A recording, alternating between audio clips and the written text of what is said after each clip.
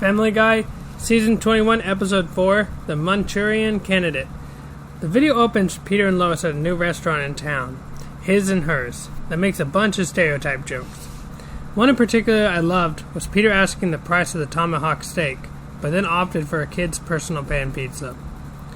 We cut to Brian trying to write when the noise outside disturbs him. Stewie is building a treehouse. Lois confides in her friends that she is having bedroom problems, and they suggest a hypnotist. Stewie gives Brian and Chris a view of his treehouse, and they don't seem thrilled on it, and leave, but try to do so without letting Stewie know. Stewie overhears them being hateful from the other house's window. Peter's too shy to talk about the bedroom issues, and the hypnotist suggests a trigger phrase for Peter so he won't be there mentally for things he doesn't like doing. The trigger phrase ends up being extra due to a push notification. Lois gets everything she wanted. She plays the sound over and over. Lois is especially in good spirits and lets Peter go have fun instead of taking Chris out. Lois insults Brian after he inquires about why Peter and her have been getting along. Brian and Chris get to witness a whole new makeover of the treehouse, and they are thoroughly impressed. After they leave, they just lay into him behind his back again, and this enrages Stewie. Peter ends up accidentally hearing the trigger phrase and goes down on Babs, horrifying Lois. They leave immediately and ignore calls made by Lois' parents. Stewie beats up Brian and Chris and holds them hostage for backbiting. As Stewie's about to unalive them, they try to win him over with flattery and compliment the crossbow to save them. Brian says you'd do that even after everything Chris said, which is a funny joke I like. They are allowed to leave and then start saying more, and Stewie unlives them off screen before doing the same to himself after he sees Meg naked. Upon arriving home, Peter hears the trigger word again and goes after Meg, with Lois desperately holding him back, and the episode ends. So, I've seen Family Guy from the old stuff to the new stuff. And the dip in quality is always going to be there with Family Guy, unfortunately. It's just not a high quality show anymore, and you'll see that with most things.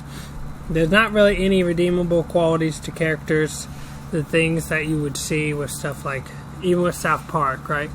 The reason Eric Cartman, for example, is okay is because, one, it's in the form of a kid, and two, that's what you've come to know Cartman as. Not everybody in the show is Cartman. There are plenty of radically ridiculous characters, but there's enough variety, so that way it's not so oversaturated and overwhelming with just one particular person.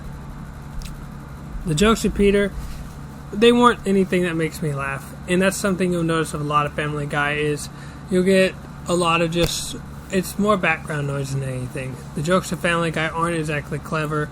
A lot of their approach now is just stating obvious things or making something, taking a stereotype and cranking it up to 11,000.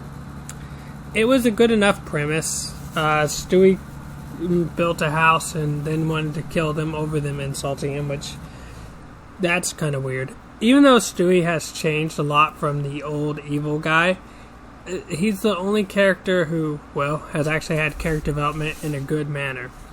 At least Brian wasn't completely insufferable with his writing gag that he usually has. It seemed like he was actually going to do something with that, which is a first for him, because a lot of times he just sort of sits there and just presents the image of being a writer, not so much actually doing the work. So that was kind of a nice new thing that I saw that wasn't completely unbearable. Again, I just found it kind of bizarre on how everything was done in this episode. Not really much to say. Something you just notice is most characters are just generally unlikable, but it's not cranked up to 11,000.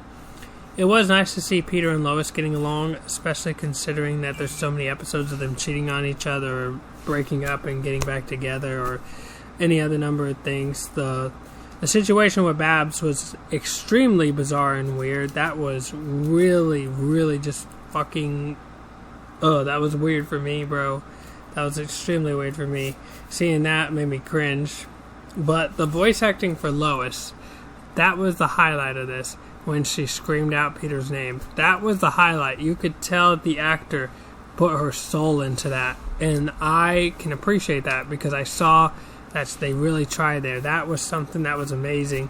And you can see that because of the fact that that's been memed to, to the extreme. on all these other platforms like TikTok, YouTube, Twitter, Facebook. It's been shared around. So credit to the voice actor for Lois for really stepping it up here. If you know anything about hypnotism, the biggest thing that's a misconception is that it's just automatically something that can happen. It doesn't exactly work like that, but it's a cartoon, so I'm not gonna, crap on it really bad. But the main thing that you can take away to make it simplified is that hypnotism, for most people, it's not some magic thing that has to work. It's usually the person has to be open to the idea, and it has to be something that's realistic. That's something that's in the realm of possibility that they might normally do, given the right circumstances. So, what did I think about the episode? Well, I'm going to go ahead and give it